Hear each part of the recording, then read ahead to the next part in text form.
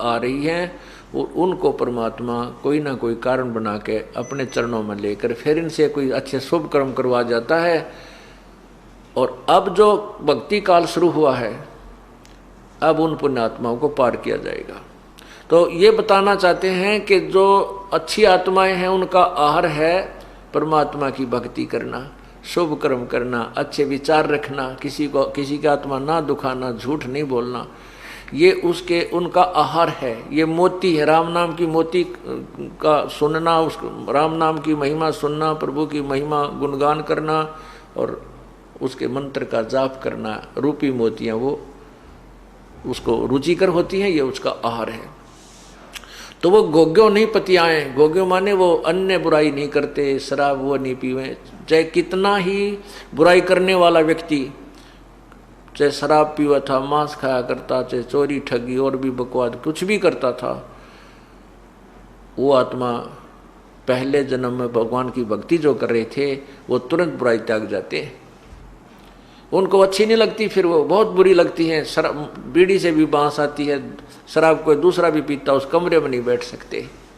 और मांस पहले बेशक वो खाते थे, और इस राम नाम के ज्ञान को सुनने के उपरांत, ये भक्ति शुरू करने के उपरांत उस मांस को खाते हुए को देखकर उसको उल्टी गिरने को हो जाएगी। तो यहाँ बताते हैं कि जिनका चारा मोतिया वो गोग्यों के उपतियाएं, जिनका आहार राम नाम की मोती खाना, तो वो उन गोगे नहीं पतियाएंगे, ना किसी की निंदा चुगली सुनेंगे, ना उनकी बातें में आनंद आओ जो भगवान की चर्चा नहीं करते।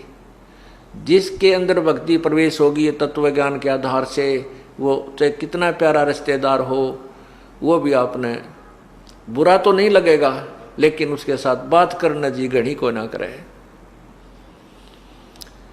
ज्यादा समय तक उससे आप बात नहीं कर सकते, क्योंकि उसके अंदर जो बात निकलेंगी वो आपको स्वीकार्य नहीं होती, आपकी उसकी तालमेल मिले को नहीं। आप चाहोगे कोई भक्ति की चर्चा करे, वो उठा के लाओगा, मेरा लड़का न्यू हो गया, उस लड़के ने उसके इतने नंबर आ गए, इबका उसको वहाँ दाखिला दिवाऊंगा, एक बात क्या रट्टा 1 घंटे तक ही लगा रहे। अब उस रिश्तेदार को ये भी नहीं कहा जा सकता भाई तू चला जा यहाँ से, वो तो 1 दिन रुक गया, 2 दिन उसकी मौज है। लेकिन अब आप उसकी पहले की तरह सुर में सुर नहीं मिला सकते।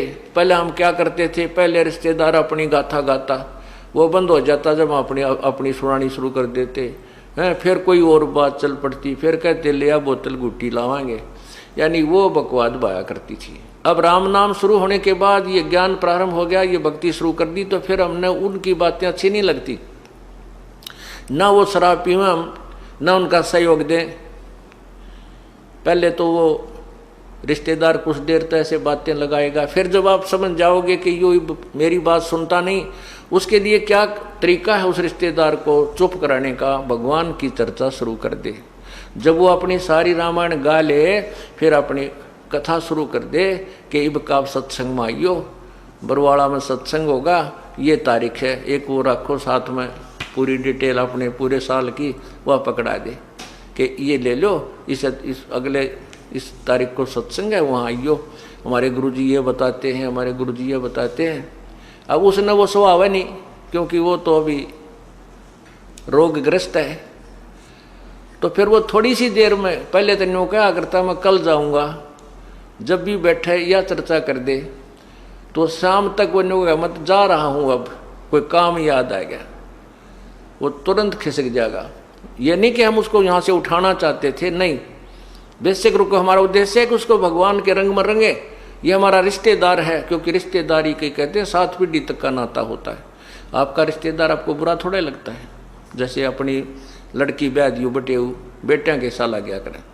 अब उसको हम नहीं चाहते कि वो भाग जा, हम चाहते हैं राम नाम पर लाग जा, लेकिन वो राम नाम पर लागे नहीं तो हमारी भक्ति में बाधा करेगा, और बैठ कर बकवाद करेगा के मन के मन।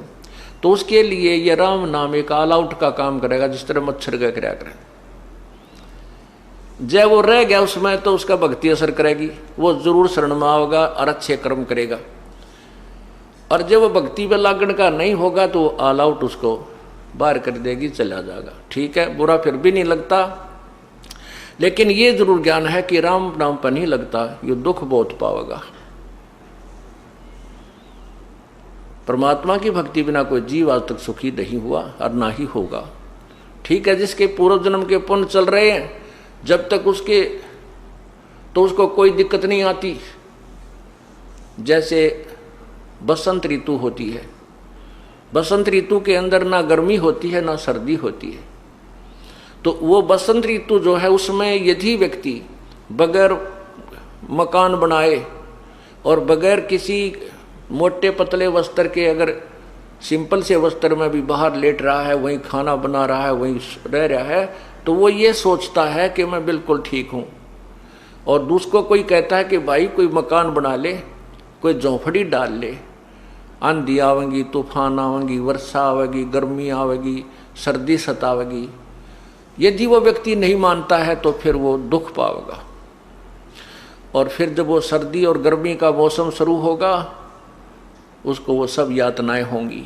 इसी प्रकार जिन प्राणियों के आज पुण्य चल रहे हैं, उनके पास कार भी है, कोठी भी है, बढ़िया उनकी अच्छी नौकरी है, कोई राजा बना है, कोई मंत्री बना है, कोई कुछ बना है, उनको हम कहते हैं भाई राम नाम की झोपड़ी डाल ले, ये बसंत का मौसम सदा नहीं रहेगा, ये पुण्य कर्मों रूपी बसंत सदा नहीं रहेगा, ये पाप रूपी कर्मों की गर्मी भी आवेगी जेठ की, और उस समय तुझे लेने के देने पड़ेंगे।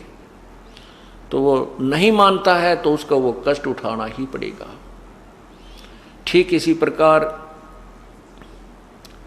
हम अपने हर व्यक्ति को, भाई को, बहन को, रिश्तेदार को, अपने मित्र को यही समझाने की चेष्टा करते हैं कि राम नाम पर लग जा, नहीं तो बहुत दुख आओ, तुझे दुख होंगे, कष्ट होंगे। वो कहता है मैं मौज माचरी है मेरी, तो क्या दिक्कत है, सब ठीक है। लेकिन ये सदा नहीं रहेंगे।